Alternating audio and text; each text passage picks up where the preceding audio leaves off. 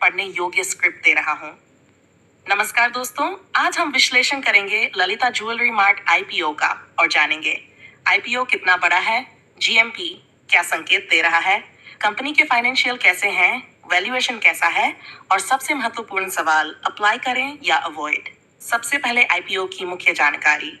Light IP अगस्त से 19 अगस्त 2026 तक खुलेगा।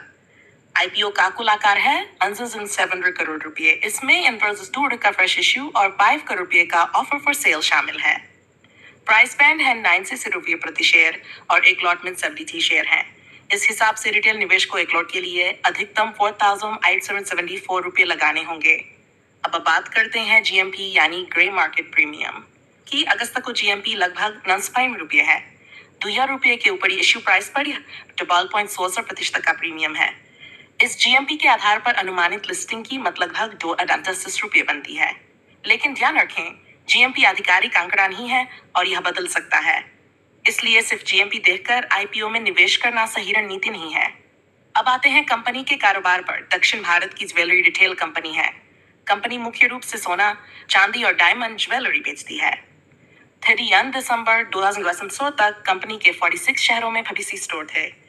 कंपनी की खासियत यह है कि इसका बड़ा नेटवर्क टियर 2 और टियर 3 शहरों में है। अब बात करते हैं फाइनेंशियल की। वित्त वर्ष 2006 में कंपनी की कुल आय लगभग 25,406 करोड़ रुपए रही, जबकि 2020 में यह करीब 9 करोड़ रुपए थी, यानी आय में लगभग 2% की वृद्धि हुई। सबसे महत्वपूर्ण बात, कंपनी का प्रॉफिट आफ्टर टैक्स 2001 के लगभग 165 करोड़ रुपए से बढ़कर नॉन डिस्ट्रीब्यूशंस में करीब 59 करोड़ रुपए हो गया, यानी मुनाफे में लगभग 78% की शानदार वृद्धि देखने को मिली। कंपनी का आरओई लगभग 41.6% है। ये दोनों आंकड़े मजबूत दिखाई देते हैं। अब सवाल, आईपीओ से मिलने वाले पैसे का इस्तेमाल कहाँ होगा? कंपनी लगभग 10 नए स्टोर खोलने जा रही है। इन नए स्टोरों के लिए लगभग 9.46 करोड़ रुपए इन्वेंट्री में और लगभग 35 करोड़ रुपए स्टोर से तथा उपकरणों में खर्च किए जाने हैं। यह विस्तार भविष्य में कंपनी की बिक्री और मुनाफे को बढ़ाने में मदद कर सकता है। अब बात करते हैं वैल्यूएशन की। आईपीओ के बाद कंपनी लगभग 1 गुना बताया गया है।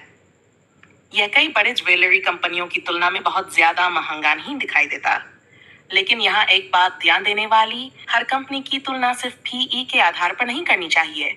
कारोबार का आकार, ब्रांड, स्टोर नेटवर्क, कर्ज और भविष्य की ग्रोथ भी देखनी चाहिए। अब बात करते हैं जोखिमों की। पहला जोखिम है सोने की कीमतों में उतार चढ़ाव। दूसरा, ज्वेलरी कारोबार में बहुत बड़ी मात्रा में इन्वेंट्री की जरूरत होती है। तीसरा, कंपनी पर कर्ज भी बढ़ा है। 2026 में कुल बोरोइंग लगभग 1,604 करोड़ रुपए थी। चौथा जोखिम है कि कंपनी का कारोबार मुख्य रूप से दक्षिण भारत के बाजार में केंद्रित है। और पांचवां जोखिम, ज्वेलरी रिटेल सेक्टर में टाइटन, कल्याण ज्वेलर्स, सेंको गोल्ड और अन्य कंपनियों से कड़ी प्रतिस्पर्धा है। अब आते हैं सबसे महत्वपूर्ण सवाल पर, ललिता ज्वेलरी मार्ट आईपीओ में अप्लाई करें या नहीं। मेरे विश्लेषण के अनुसार कंपनी के पक्ष में कई मजबूत बातें हैं।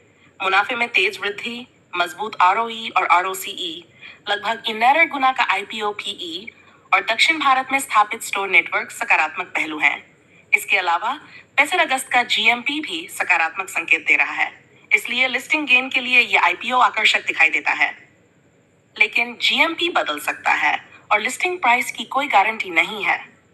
मध्यम और लंबी अवधि के निवेशक कंपनी की ग्रोथ और नए स्टोरों के विस्तार को देखते हुए इसे विचार कर सकते हैं। लेकिन अगर आप केवल जीएमपी देखकर निवेश करते हैं तो सावधानी जरूरी है। मेरा अंतिम वर्डिक्ट है, Lalita jewellery mart IPO apply with caution, यानी आईपीओ के फंडामेंटल्स आकर्षक हैं, लेकिन निवेश करने से पहले वैल्यूएशन, सब्सक्रिप्शन डेटा और अंतिम दिन के जीएमपी को जरूर देखना चाहिए। और याद रखिए, आईपीओ में पैसा लगाना बाजार जोखिम के अधीन है। ये वीडियो केवल एजुकेशनल पर्पस के लिए है, व्यक्तिगत निवेश सलाह नहीं। अगर आपको ये आईपीओ एनालिसिस उपयोगी लगा हो तो वीडियो को लाइक करें, चैनल को सब्सक्राइब करें और कमेंट में बताएं आप ललिता ज्वेलरी मार्ट आईपीओ में अप्लाई करेंगे या अवॉइड। धन्यवाद।